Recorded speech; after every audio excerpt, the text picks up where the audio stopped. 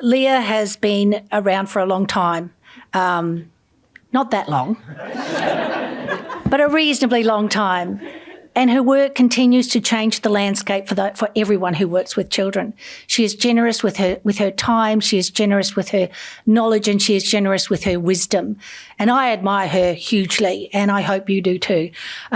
Please come to the stage, Leah, and share with us your knowledge.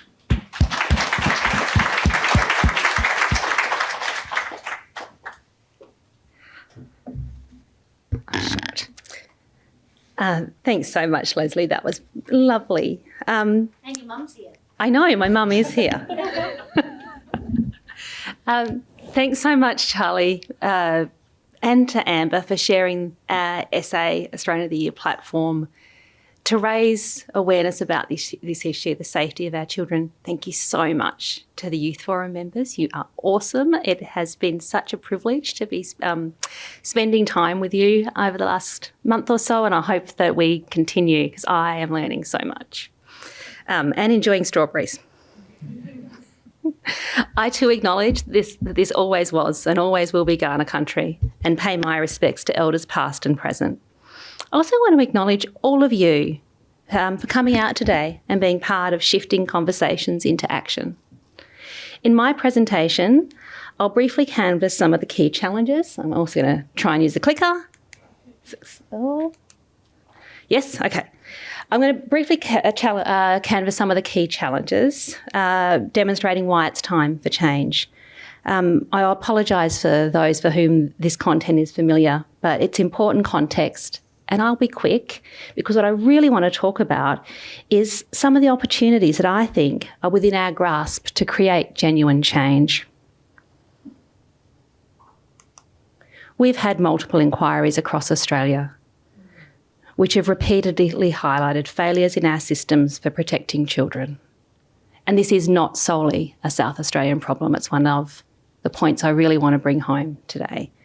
Reforms stemming from these inquiries have focused on systemic changes largely designed to prevent families from entering statutory child protection. So that's been our goal.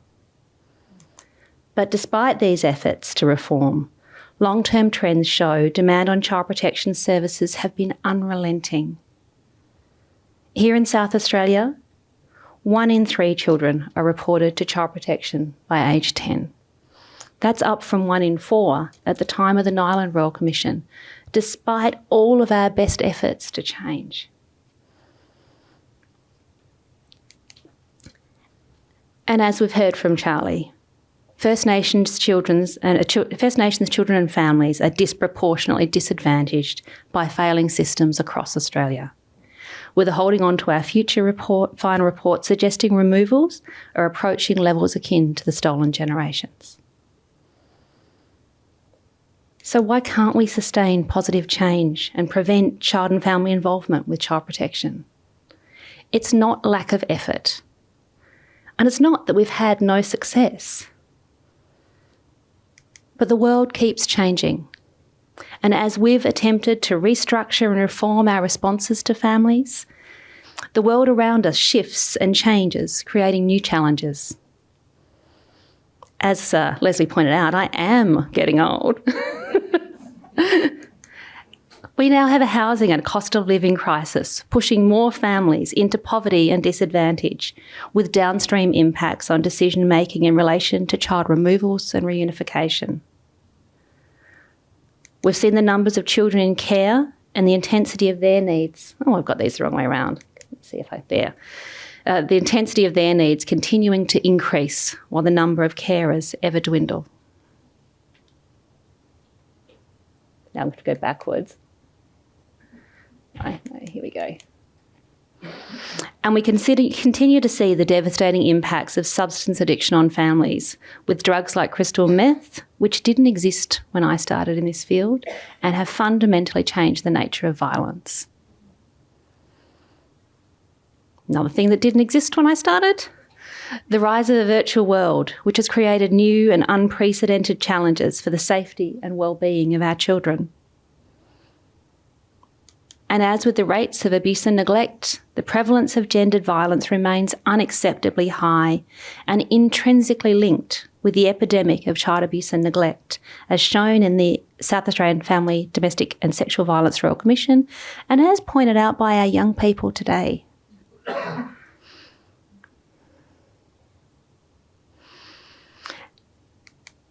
And as we've heard so powerfully from the SA Youth Forum members who spoke today, young people are worried with the cost of living, violence, safety and crime, mental health, all ranking in the top 4 concerns of Australia's youth.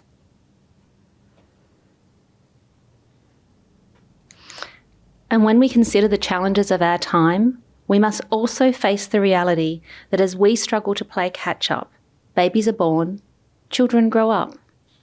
And when we fail to disrupt disadvantage and support healing, we see cycles of vulnerability that accumulate, compounding over the lifespan and reaching across generations.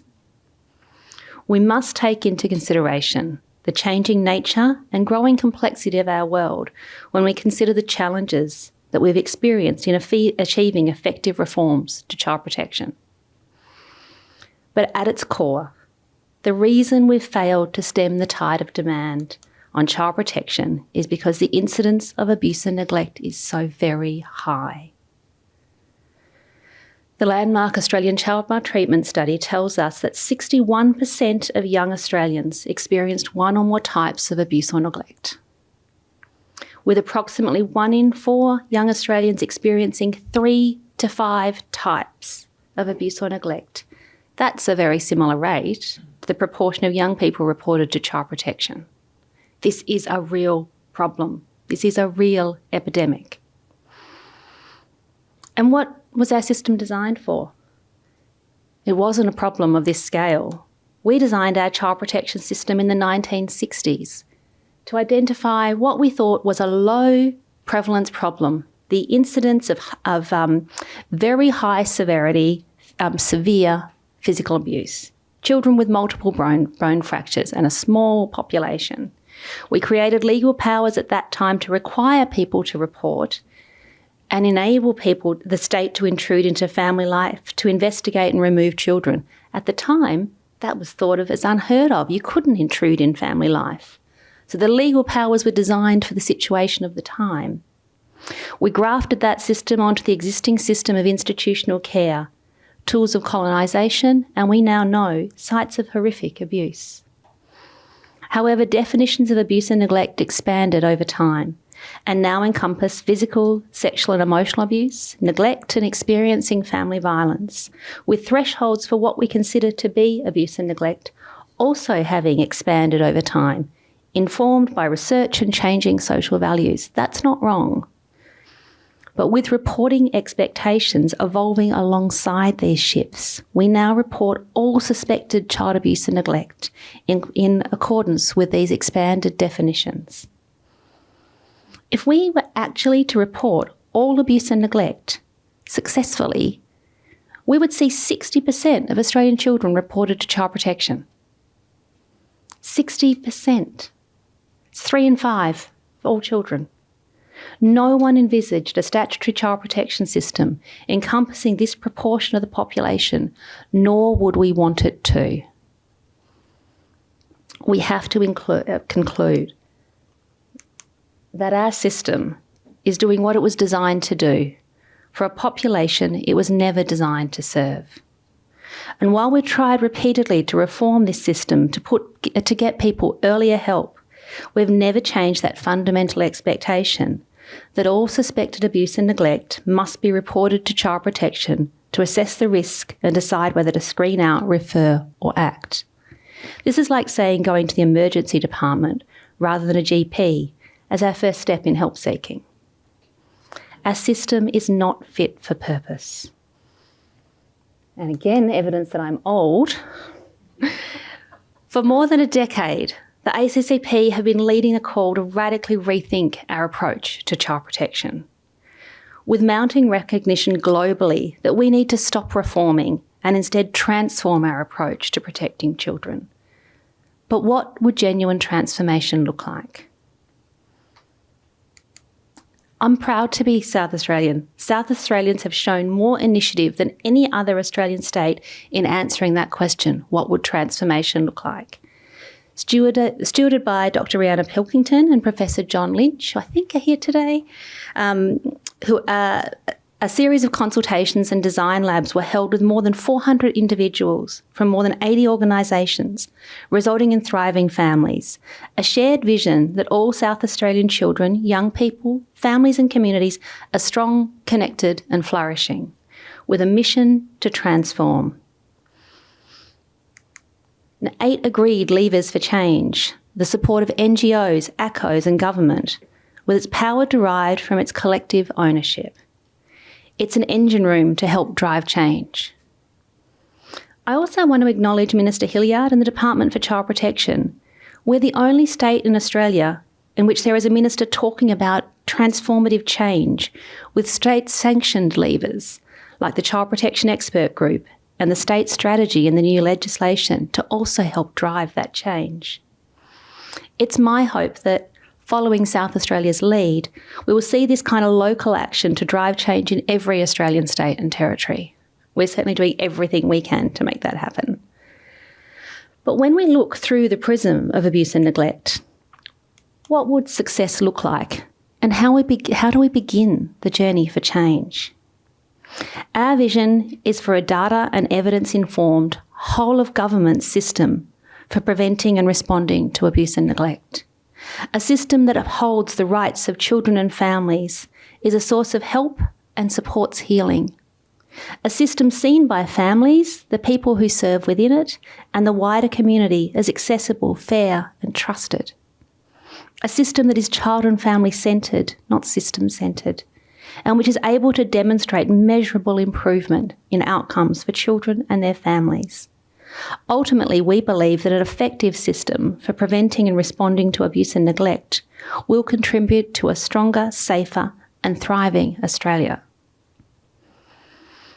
At the ACCP, we adopted what we call a Centre for Disease Control approach about 8 years ago now, and have been working systematically to identify barriers, opportunities and solutions within a broad agenda focused on achieving child protection transformation.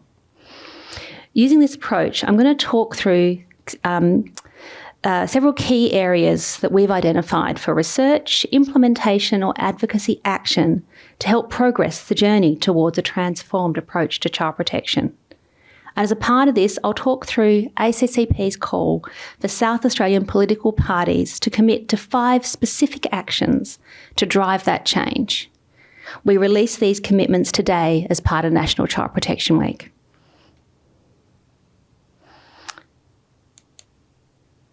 So starting up, what if we didn't report all abuse and neglect to child protection? I want you to really think about that. The principle of least intrusive intervention is critical when we use statutory powers. When we report children with help-seeking parents who, with support, can keep their children safe, it's actually a principle we're failing to uphold.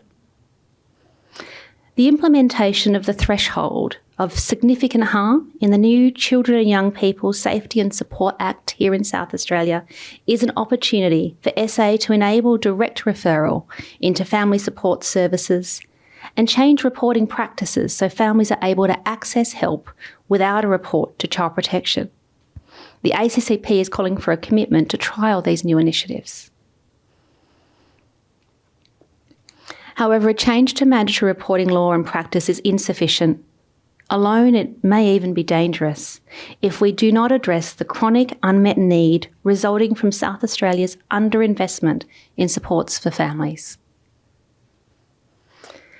Appallingly, more than half of SA families who are referred to the Child and Family Support System do not receive a service because there are simply not enough services. However, new data from the Department of Human Services that I'm able to share publicly for the first time today show that more than 90% of children in families who engage in high-intensity family support do not enter out-of-home care. The current investment is preventing around 100 children from entering care every year. And if that's not enough, for every $1 spent on family support, the state achieves a $1.90 return on investment. There can be no excuse. Effective support for families pays for itself. We call for an urgent commitment to implement the South Australian Family, Sexual and Domestic Violence Royal Commission's recommendation to invest in more supports for struggling families.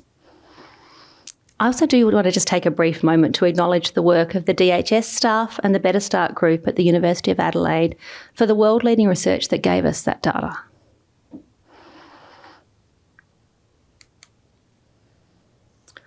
We've long argued that protecting children is everyone's business, but the way we've applied and spoken about a public health approach in our field has actually hindered this goal and created service cliffs for our most vulnerable children and families. Let me show you what I mean. In a public health approach, primary prevention is applied to the population of children and families with no, let me get my clicker working there, with no known risks for abuse and neglect. Secondary prevention refers to intervention to prevent further abuse, is for families with known vulnerabilities but where abuse and neglect hasn't happened. And tertiary prevention refers to interventions to prevent further abuse or neglect where it's already happened. Now, we often use a pyramid to reflect that. And when we use a pyramid, we make it seem like the primary prevention population's the biggest, the secondary's the next biggest, and the tertiary's the tip of the pyramid. ACMS, the Australian Child Maltreatment Study, it tells us that actually a tertiary population is by far our biggest population, and I can't tell you the size of the primary and secondary populations. We can't just take the pyramid and assume that it is epidemiological data. It is not. However, our service system is made up, so we did take that and we applied it to our existing service system, but our service system is made up of services established for a range of different issues and needs. Universal services describe services, supports and interventions without eligibility criteria, such as primary healthcare, education and child protection. Children and families need to be able to access universal services, regardless of where they sit on a continuum of risk for child abuse or neglect. I do feel like I'm struggling. This room, I never can use the clicker in. The service system also comprises targeted services. Services and supports with an eligibility criteria, such as allied health, disability and family supports. Disability services, for example, could be providing supports to children and families with no identified risks of abuse or neglect, right through to children in care. When we talk about universal and targeted services that are designed for another purpose as primary and secondary for prevention for abuse or neglect, we have inadvertently closed doors to children and families in which abuse and neglect has occurred. We also need to rethink how well we're actually meeting the needs of children and families who have experienced abuse and neglect in our universal services. If 60% of the population have experienced abuse and neglect, should we be calling on our universal services, demanding that they be trauma-informed, that they be designed for the majority of the population? Turning finally to the dedicated tertiary services. We see a dearth of tertiary therapeutic supports. We talked about tertiary as though it was child protection, the end. We need therapeutic supports for the impacts of violence, abuse and neglect across the lifespan. This is a critical gap that must be addressed if we are to actually start disrupting those trajectories to support healing.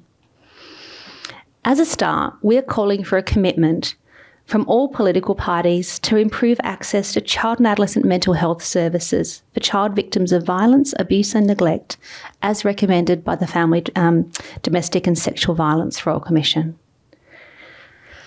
However, while addressing these gaps is critical, we need to go beyond programs to a genuine whole-of-government response to preventing and responding to child abuse. While ever child protection is seen as the agency responsible for preventing abuse and neglect, we will continue to fail, and we will continue to unfairly judge child protection for the failures of our whole of government response. Poverty, homelessness, or a lack of access to help should never be sufficient cause for a child to be separated from their parents. We are calling for a commitment to introduce new KPIs for all heads of government agencies to demonstrate how they're working to keep children out of care, as a key lever to drive a whole of government approach. We're also calling for government agencies to commit to interagency protocols that map out how government departments are expected to work together to help key populations with diverse and intensive needs. Sometimes one department just can't do it alone, and it shouldn't be up to families to navigate those gaps. We'd like to start with populations key to generational change, including babies who are reported to child protection in utero and young people at risk. This needs to also include taking a whole-of-state approach to meeting the needs of children in care, and for South Australia to come in line with other states who have committed to extending out-of-home care to age 21.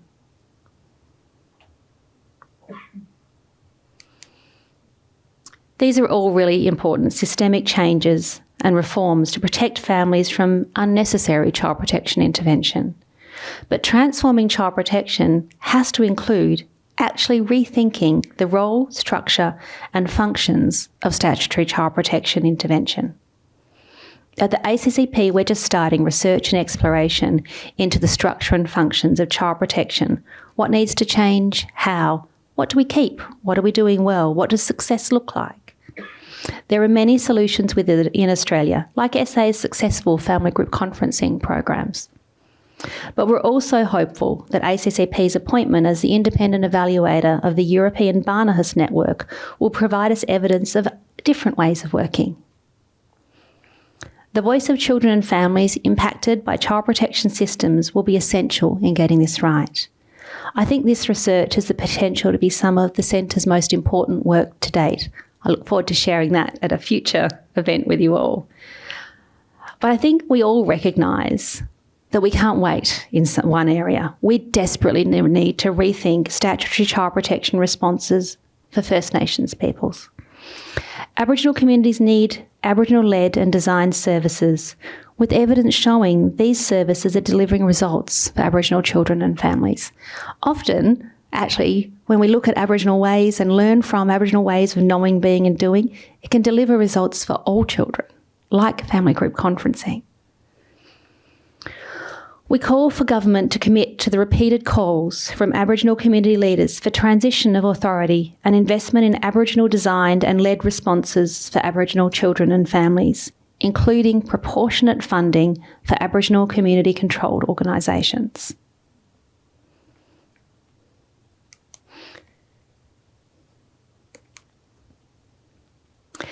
As we re-examine what we know and where the gaps are in our knowledge, we, and particularly those with a lived experience of our system, already hold a lot of the answers about what practice works.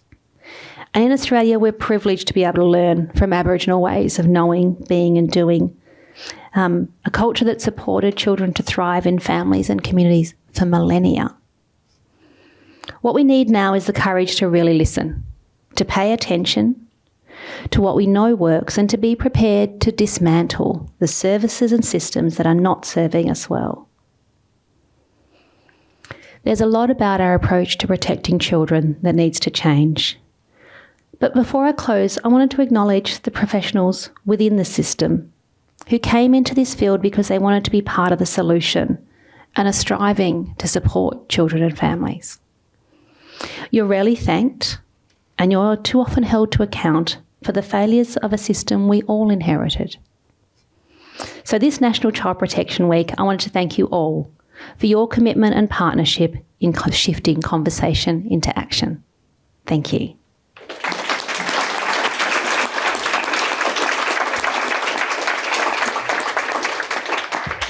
Yeah, think we have a few minutes for questions. Leslie's going to help me with this because anyone who knows me well knows I have a vision impairment and won't see hands up. I'm the wingman. Charlie's also happy to take questions if any are directed towards Charlie. And just a reminder, this is being recorded. So if you have a question, A, you'll need to speak into the mic, and B, it'll be on permanent record. Any questions, comments, reflections, anything?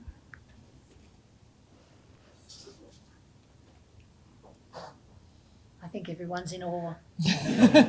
Or you're just desperate for morning tea? All right, thank you. Thank you, Leah. That